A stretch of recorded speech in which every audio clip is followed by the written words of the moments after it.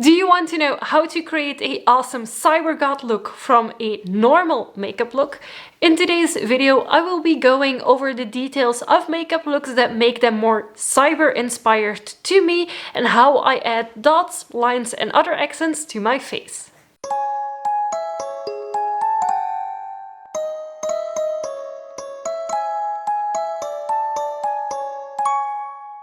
Hello Darklings and welcome to the Notoriously Morbid YouTube channel. My name is Orphea and in today's video I will be sharing with you my tips and tricks on how to going from a basic goth makeup look, or at least my basic makeup look, to a more cyber goth inspired look. And the main reason I want to do this is yet again to show you that you can start from a basic look and kind of upgrade from there to make it more unique and more your own. So in today's video, that is what I will be doing, and I will be using mainly Notoriously Morbid products to do so. So if you're interested in this, then keep on watching. Now for me personally, when I think of cyber goth, I think of two things. The first one is everything that is cyber, so electronica, circuit boards, etc. So drawing lines and dots on your face can make that association. Now the second part of cybergoth for me personally is having big contrast. Black and white, or black and color. My color is red. It's always been red. Red is my favorite color of all time. However, I also love for cybergoth looks to work with neons. And Notoriously Morbid has the most amazing Necronomneons. So when you are using the Necronomneons, know that they are not approved in the United States. However, you can use them at your own risk. Or if you are in Europe, as I am, know that they are approved for cosmetic use, for eye use. So you can use them on your entire face if you want to. However, do not ingest them. Do not get them on your lips and actually get them in your mouth. However, what I sometimes do is apply them on the outside rims of my lips, kind of to create this neon shine effect. In today's video, I will not be working with Necronomneons, but know that they exist, that they are insanely pigmented and gorgeous, and I will be inserting a few pictures of me wearing them here so you can see what they do and what they look like. But now without further ado, let's get into the things that I can actually do to my makeup look today. I usually do 3 steps to make my looks cybergoth. The first one is to use eyeliner, and this is a new packaging of the Ceremonial eyeliner by Notoriously Morbid, which is also the regular black eyeliner that I use. But this is perfect for drawing lines onto your face. The second step that I usually do is black out my neck, and for this I use Bloody Awful Poet, the amazing black eyeshadow by Notoriously Morbid, and a contour or another big fluffy brush. Now I started using this shaped brush because it actually has really harsh edges, and that works really nicely around my neck just to create these very harsh lines. And then finally, the other things that I use are rhinestones. Now in this bag I have a bunch of rhinestones and glue, and I will be applying those to my face. And to apply them I am using lash glue, because for me this is what works best and what I have on hand. So feel free to look at what you have. Do you have an eyeliner in a different color? Because Notoriously Morbid also has different colored eyeliners. Do you have other rhinestones or stickers or anything that you think would look super cool on your face? Feel free to grab those. Now I want to start with the most intimidating step for most people, and that is to black out my neck. And the way you do this is by taking the lid of your eyeshadow, tapping the eyeshadow into it. So I'm just gently tapping some black eyeshadow onto the lid of the eyeshadow. And then I will be going in with my contour brush. And you will see, I'm just gently tapping this off, that is going to make a massive difference, and it will be very scary at first as well. So you just go underneath your chin, and I just like to outline first, and then afterwards I will start blending. So this is already one part, and I feel I have quite a bit of product on here, so I'm just gonna go back and forth, tapping off some product, and then just going underneath my chin. And this doesn't have to be perfect, by the way. And then just take more product and start dragging it downward.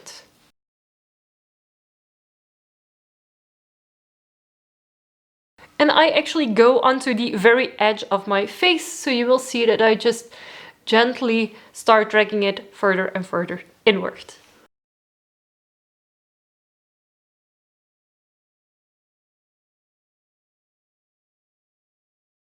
And of course, don't forget to push it back enough that you don't suddenly have a white space behind your ear or something. So I would always recommend just going a little bit further than you think you need to. You never know how you put up your hair, etc.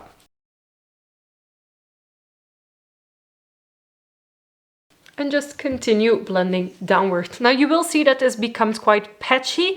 Patchy is a look that I personally go for. If you don't want this to be patchy like mine is, then feel free to use a base underneath. And you can use a eyeshadow base, you can use cream makeup for this if you want to. You can even use liquid latex, but it's not something that I personally enjoy. I just prefer the look of having it be a little bit patchy and just blacked out with eyeshadow.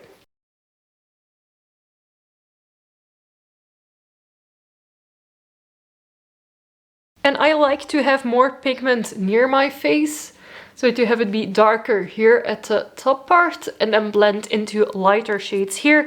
So I will just drag down the makeup that it makes kind of a ombre effect, more or less. And I have to say that on camera it looks even patchier than in real life. And in real life you will be going to clubs and festivals and no one will see it in this pretty lighting. So know that it doesn't matter if it's a little bit patchy, because on me it is too. Now, because I just put black on my chin, I will also accentuate my contour a little more. And this is also one of the reasons why I like to use this brush, is because it is a contour brush and I can just immediately continue using it. Now do make sure that you don't have all of the pigment on it left, because it will be very heavy. But this is usually the way that I like to accentuate my contour. And then I will take my normal contour brush, which has the normal contour color on it, and I will just drag it downward.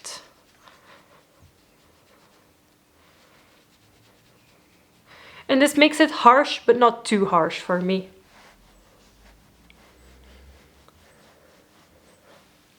There we go. This is, in my opinion, usually the scariest step, is to start blacking out your neck, because it seems like it's a lot of effort, but actually it's pretty easy. After that comes the eyeliner. Now I personally prefer using liquid eyeliners with a brush tip applicator, because I just find them easier to use, but you can use whatever you want. And this is the moment that I personally start applying lines to my face.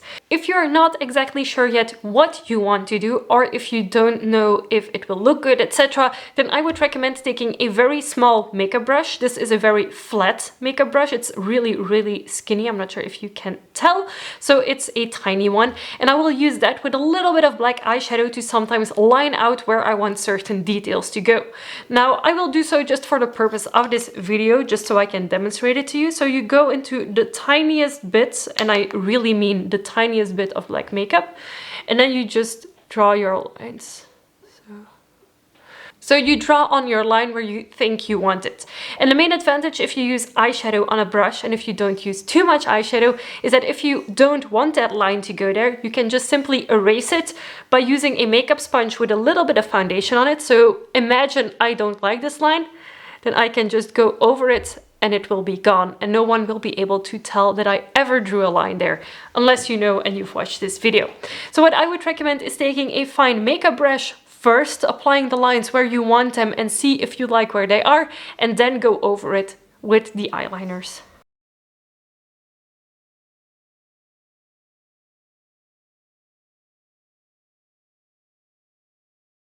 So once you're happy with the lines around on your face with the eyeshadow, go over it with eyeliner.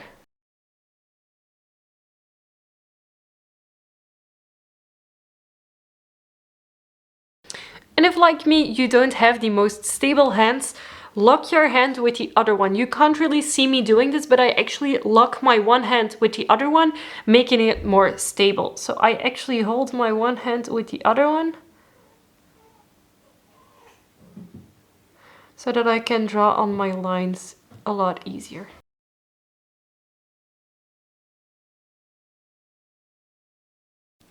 And should you end up making any mistakes, just take a Q-tip with a little bit of makeup remover and remove the makeup. I personally barely do this, mainly because I'm used to doing makeups like this, but should you need to, use a Q-tip and makeup remover.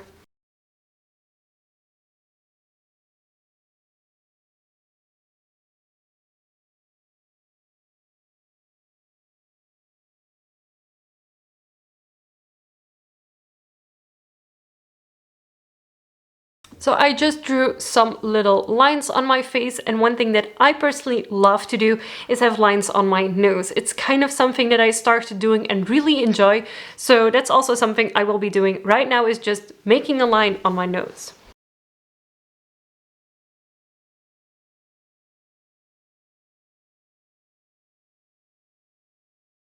And for me, the most difficult thing about these lines on the nose is getting them exactly even on each side.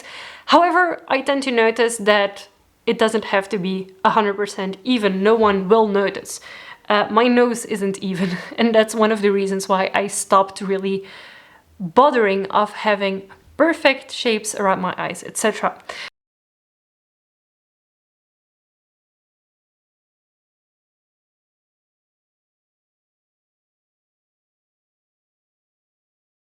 There we go. So this is for me the lines that I want to draw today. Now, because for me this is a black and red makeup look, I will be using black rhinestones on my face. Now, these are just craft rhinestones. They are just general rhinestones that I use. I'm not sure the size that they are exactly, but they are pretty small. I'm not sure if you can tell, if my camera will focus. So those tiny rhinestones are what I will be applying as dots on my face, and I will start by doing so at the end of some of these pieces of the circuit boards. So what I do is I use some lash glue, and this is just a small sample size kind of lash glue that you get with your false lashes if you order them at a lot of places. And I will just be applying a little bit of lash glue where I want the dots to sit.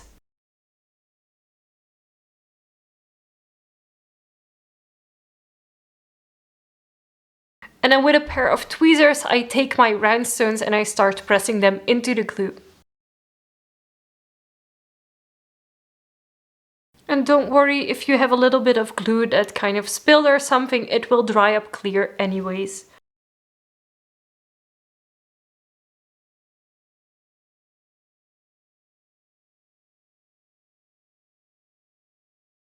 And then finally, something I also like to do is, because the center of my face is quite empty right now, is that I will just apply a few dots in the middle of my eyebrows, more or less. So I just take the glue and make a line that goes straight downward, and then I will be applying rhinestones to that.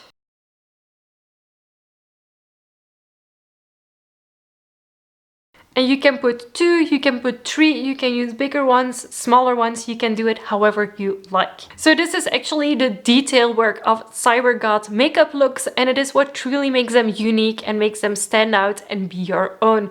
So just use a little bit of eyeliner, a lot of inspiration, a little bit of rhinestones and some eyelash glue, and you're good to go. Now, I personally love doing the blackout neck because it really makes the face stand out a lot more, and I just think personally it's a lot more flattering as well. Now, you could also ombre your lips. If you want to see how I do that, you can watch other videos on the Notoriously Morbid YouTube channel. And if you want to see how I create similar makeup looks to this, then feel free to have a look at the playlist with the makeup tutorials as well. I hope this video gives you some inspiration as the festival season starts again on how you can pimp up your looks, make them more unique, make them more like you and personalized.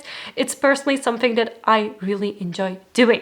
All of the Notoriously Morbid products used in this video are linked in the description box, and if you use code ORFIA15 you will get a 15% discount on your entire order. Let me know in a comment down below what you think of this look, and if it is something that you would like to do as well, or if you have any other tips and tricks you want to share with us. Of course, don't forget to subscribe to the Notoriously Morbid YouTube channel for weekly videos by your favorite darkly inclined makeup brand. Thank you again so much for watching, and I will see you next week with a new video. Bye!